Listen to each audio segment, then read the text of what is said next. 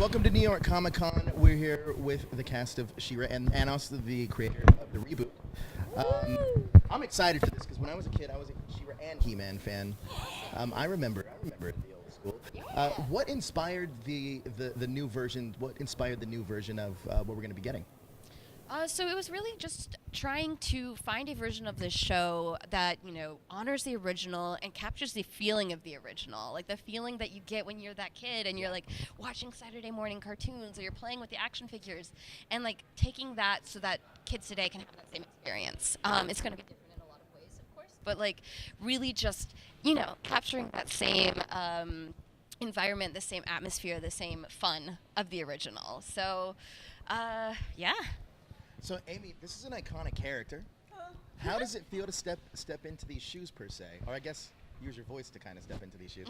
The voice shoes are great. No, it's intimidating. I think like anything else, especially because when I first got the audition, I think I just missed the Shira He-Man. I was like a little too young for it when it came out, or not even born yet.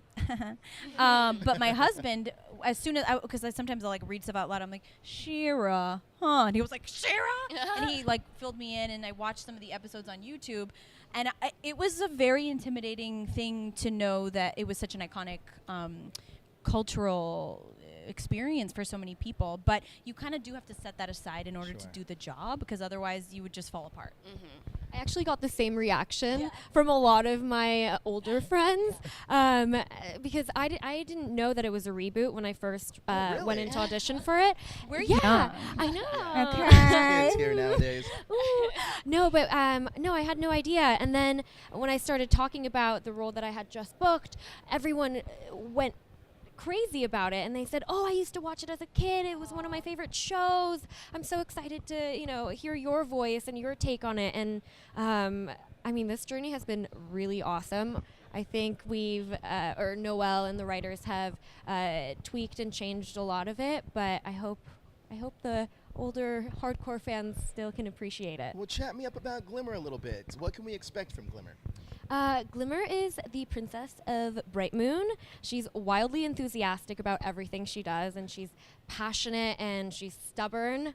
And her and Bo and Adora kind of come together as the best friend squad to defeat the greater evil. Yeah. Aren't we all trying to do that? Aren't we all doing that?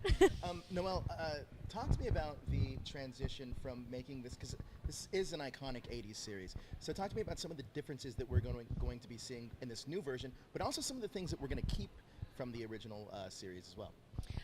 Everything in the show has its roots in the original series. It's so fun for me. Like, it's the feeling of being a kid again in a lot of ways and saying, here's my box of action figures, here's what I have to play with.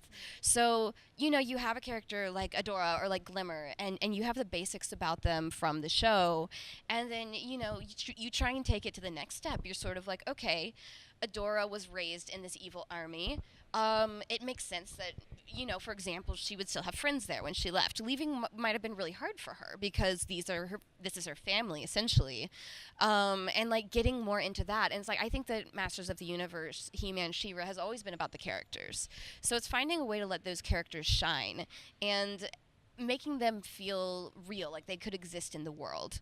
And so that was really, that's the challenge. And that's but every single thing, I think almost every single thing in the show has its roots in the original. It's just finding new ways to twist that, to explore that, and find a new way to make these stories feel real. Amy, you are no stranger to voicing princesses. So talk to me about how this princess may differ from the other princess you play. So Shira, Adora, is really, she has a darker past. She was sort of brainwashed as a child into thinking that she was working for the good guys, and then she realizes, as a teen and pretty quickly within our series, that she isn't actually working for the good guys. In fact, I think there's a line that's like, you literally work for the evil horde. Like, that's the name. And she's like, well, no, princesses are evil. So there's that. There's a darker past, and I think this is much more a story, at least for Adora, at least for me, maybe my own private story, is really a story about like redemption and about being a leader and what that means. And I think in our story, in the Shira story, it's so much more about the sacrifice of a leader and the learning curve of a leader than it is about any kind of royalty or any kind of like special gown or anything like that. Now, Karen, Shira's an important property to a lot of people, and you've been a part of that before with Suicide Squad in the past. What are you hoping that translates that hardcore fans can grasp onto with the series? Sorry, what is? So, what are you hoping that fans of the series, the original series, can grasp onto with this new series with Shira? You know, I think that it's cool because our show is very relevant to today's culture and it's very modern. Sure. And I hope that the hardcore fans from the past can enjoy what we bring to the table, although it might be different from what they're used to, and start a conversation with the younger generation about the topics in a fun way. Right. Yeah. Right. Now, Noelle, you've also wrote an episode of one of my other favorites, DuckTales. Oh, hey. Hey. Right? So Ooh. let's talk about classic 80s cartoons. What other reboots would you guys like to see? All of you. Ooh. I feel like they're like so many things have been rebooted. I can't even. One hasn't. What The is it? Rugrats. But not an Rugrats. 80s. Like I'm sorry, 90s? I'm not an That's 80s fair. baby. That's fair. The Rugrats, what is it? Cat Dog, Rocco's Modern Life. Can I jump in and say recess? I love Yeah. So good. I don't have one. She's made it already. Shira. She did That's it. the one. Shira, That's yeah. the She did reboot it. that we should all go watch on Everyone Netflix, watch it. November It's so 16th. cool. It's so cool that you're like, when someone's like, well, what do you want to reboot? And you're like, I already did it. It's Yeah. called It's like Shira. people ask me these questions now, and I'm like, I've been making a show. I don't have time to watch things. How much research actually goes into the old show that you actually have to study, and you're like, oh, wow, Oh my god, we're such nerds. We get so deep into it. It's like we'll be in the writer's room, and we've been in there for like 5 days, and we're all like we're like conspiracy theorists, like making like ribbon boards and stuff, and we're combing through old episodes. We're looking for things. We're looking to like expand the lore. You know, it's like, oh, we could bring this creature back. We could bring we need a character who's going to be like this. Why don't we try and use this classic character? And it's so much fun. Like we do a lot of research. Like we love the original show. It's fun. It's really fun. I think we're kind of limited as to what we can say about it, but Sure, there sure, are sure. so many characters that you're going to recognize. that's what I was just going to ask, There actually. are so many, and you're going to be so happy, I think. Yes, Yeah. you're going to be incredibly happy. Can you just give me I'm a- just Yeah. You putting it out You must there. watch it. Can you just give me a wink of Battle Cat? My favorite character is going to be in any of the episodes. There is a cat who battles. That's what That's Catra. That's what I like to Cat, hear. Yeah. If you like cats, you'll be happy. Yeah, you'll be real happy if They you are like that cats, cat. If you're yes. a cat guy. Karen, what have you learned through the voiceover process? Is this a lot different than other stuff you may have done previously? Yes, absolutely. You know, other than the fact that you can be so much bigger than what you actually are naturally because you are not restrained by your physical appearance within voiceover.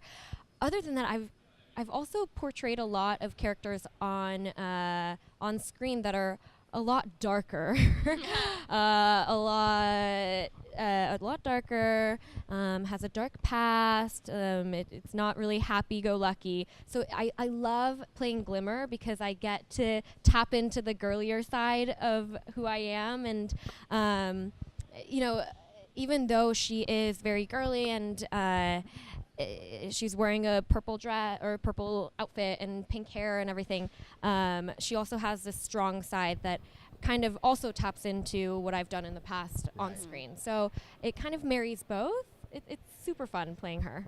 I'm a big fan of the animation style that you guys have chose to go with this. Yes.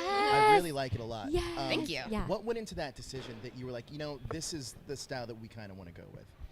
A lot went into it. It obviously, creating the new looks of the characters was a really careful process that had a lot of eyes on it and a lot of voices. But ultimately, we wanted characters who paid some homage to the original so that were more or less realistically rendered, but also had an iconic nature to them where they would be simplified in certain ways. So that they would read more quickly as being their own characters, so that they're not all the same body type, they're not all the same mold. Every character is unique in the way that they're shaped, the way that they're dressed, and so that was really important to us, to show different types of characters, different types of body types, different races. Making sure we had a diverse cast was very important to us. And also, infusing a little bit of that, because Shira has that magical girl side to her, a little bit of that anime influence as well. So that was all of the thoughts that were going into the show while we were making it. And also just making sure that they seemed like they were like cool, fun people that you'd want to be friends with, that's the idea. And a lot of the animation goes to Korea, Yes. Right? Okay. Yes, Yeah. yes. We have a Korean studio, Any For You. They're incredible to work with, incredible partners. Every time I get animation back, it blows my mind. Hand-drawn animation is one of the coolest things in the world, I think. I'm really appreciative of that, mainly because I don't feel, besides anime, I guess, I don't feel like there's really a lot of hand-drawn animation out there left. So that's interesting. Now, you're obviously, Amy, a big influence for a lot of young women by playing another iconic role. What are you hoping audiences take away from Shira, this version of Shira? I hope they take away that no matter how young you are, you can always kind of reset your priorities in your life. She is young. This Adora is in her teens, and yet has made her mistakes, but is finding a new way to service the world. And I think this is a question that not only young women feel right now. I think everybody feels like, what can I bring to this world that I've inherited? What can I do to make it better? And so I hope that in watching Adora, somebody else do it in a safe way, in an animated world, they feel a little empowered to make a brave choice, to stand up for somebody that doesn't have a voice. And every day is a new day. You can start again. Even if you were working for the Horde one day, you can be working for the princesses of Etheria the next day. So you can make a change. Yeah, and that's the thing. I mean, the characters make mistakes too. I think that that's important for kids to see, to be like, oh, sometimes seeing an aspirational character, the temptation is to be like, they are perfect at everything on the first try. They always look great doing it, and they don't mess up. And our characters mess up, And I think it's important for kids to see, especially female characters, doing that, and knowing that there's still a way forward, that you can still be that inspirational, aspirational leader.